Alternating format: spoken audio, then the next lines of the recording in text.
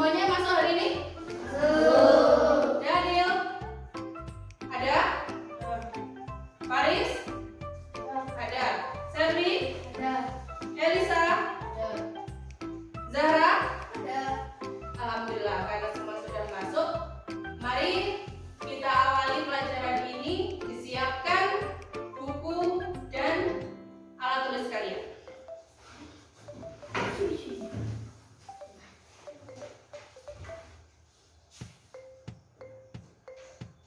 Anak-anak sudah siap pelajaran hari ini? Konsentrasi. Kemarin kita tentang belajar apa? Fikih bab zakat. Zakat itu bentuk sedekah wajib. Sekarang sedekah sunnah adalah infak. Apa? Anak-anak, siapa yang hafal bunyi Pancasila sila pertama? Betul, ketuhanan yang Maha Esa.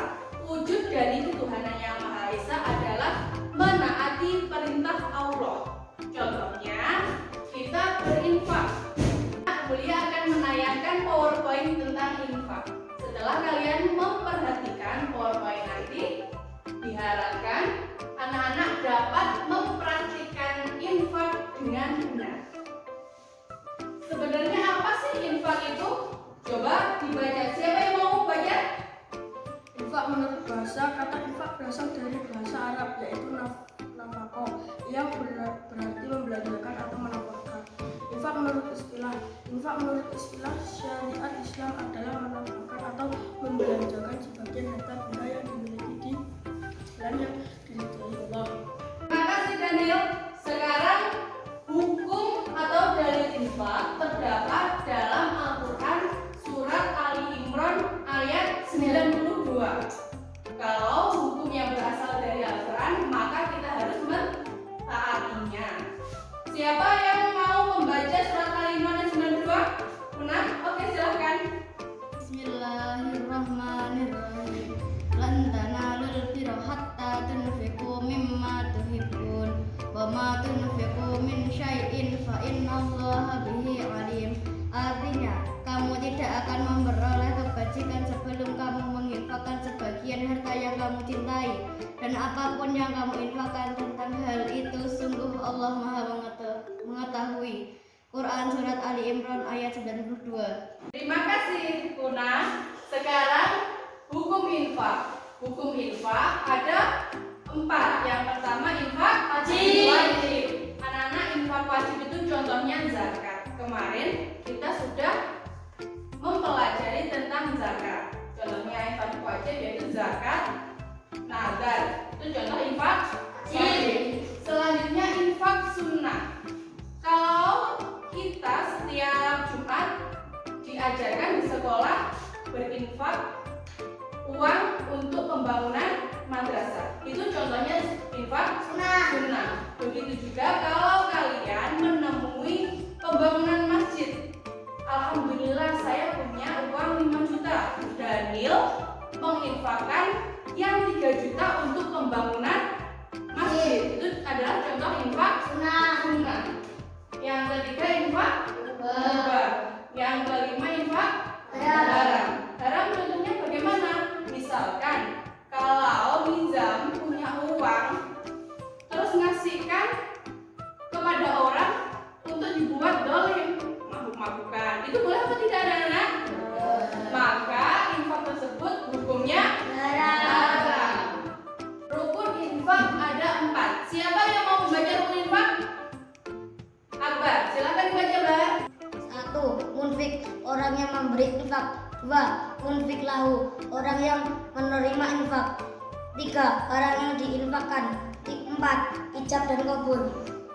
Mana rukun infak? 4. Yang pertama munfik. Kalau kita memberikan sebagian hartanya untuk pembangunan masjid, berarti kita sebagai munfik. Panitia pembangunannya sebagai munfik lahu, betul. Uang yang diberikan sebagai apa? Barang yang diinfakkan. Kemudian ijab kabul adalah serah terima. Kita mengatakan kepada panitia pembangunan, saya berinfak untuk membangun masjid senilai 5 juta. Itu contohnya ijab qabul. Dan panitia menjawab saya terima, semoga infaknya berkah. Itu contohnya lafaz qabul. Paham anak-anak? Paham. Sekarang golongan penerima infak. Ada berapa anak? 5. Yang pertama, kedua, ketiga, keempat, yang kelima. Ya, kalau kalian nanti sudah besar, sudah dewasa, bisa mencari nafkah, bisa bekerja, maka siapa orang yang wajib kalian bagiankan pertama kali? Orang tua. Kemudian, iya. Kalau hartanya berlimpah ruah, anak-anak jadi orang kaya, selanjutnya berinfak kepada yatim. Terus miskin. Yang kelima,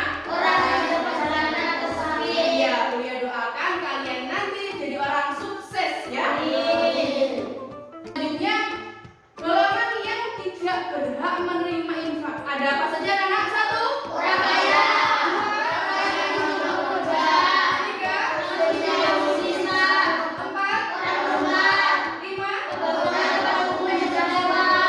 Betul. Kalau ada orang kaya di sekitar kalian, nggak usah diinfakin karena masih ada orang yang lebih membutuhkan. Betul. Selanjutnya orang yang masih mampu bekerja. Kalau males-malesan tetapi sebenarnya sehat dan mampu bekerja, atau tidak dinafkahi? Tidak. Atau orang yang memusuhi Islam, tukang ngolong-ngolong nih gitu. Boleh apa tidak? Tidak boleh. Orang murtad. Murtad apa sih? Siapa yang mau murtad? Betul, orang yang keluar dari agama Islam. Selanjutnya, yang tidak menerima infak yaitu pembangunan tempat umum yang sudah karena biasanya pembangunan tersebut dibiayai oleh pemerintah. Allah itu memerintahkan umatnya untuk berinfak pasti ada hikmahnya. Ada berapa hikmah infak? 7. Siapa yang mau membaca hikmah infak? Sari mau? Oke, saya silakan. Mendekatkan diri kepada Allah Subhanahu wa Ta'ala, karena infak merupakan bukti ketakwaan kita kepada Allah Subhanahu wa Ta'ala. 2. Melatih kepedulian sosial bagi memberi infak dan sedekah. 3. Memanjangkan usia manusia. 4. Ikut meringankan beban orang lain yang kesusahan. 5. Dapat membangun sarana ibadah, pendidikan, kesehatan, dan sosial lainnya. 6. Dapat menambah sumber dana untuk dakwah Islam. 7. Dapat mempererat ukhuwah Islamiyah. Anak-anak, setelah mengamati PowerPoint tadi, tugas kelompok kalian adalah menganalisis gambar yang ada di depan. Sudah Buya siapkan lembar kerjanya. Yang pertama menganalisis gambar, dan yang kedua membuat poster tentang infak. Poster itu kemarin sudah dijelaskan dalam bahasa Indonesia adalah menghimbau agar masyarakat melaksanakan apa yang tertera dalam poster tersebut. Bisa dipahami? Dia akan membagikan lembar kerja kalian.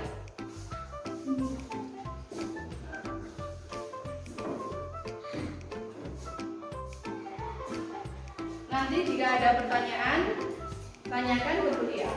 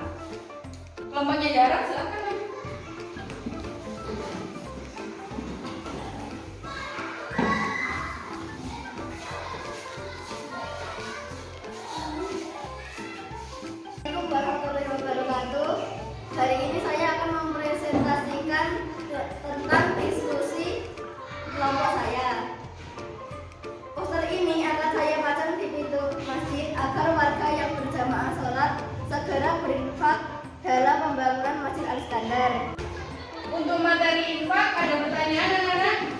Baik, siapa?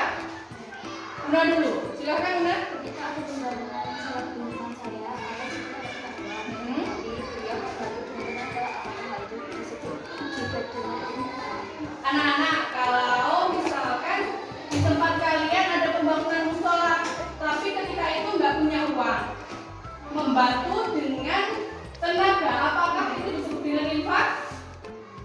Iya, karena boleh juga infak dengan tenaga. Bisa dipahami anak-anak? Selanjutnya pahami pertanyaannya.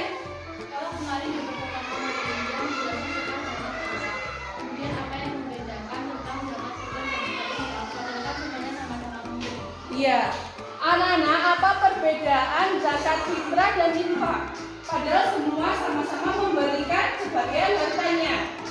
Perbedaannya di hukum. Hukum berzakat fitrah adalah fardu ain. Berarti semua umat muslim wajib melaksanakannya.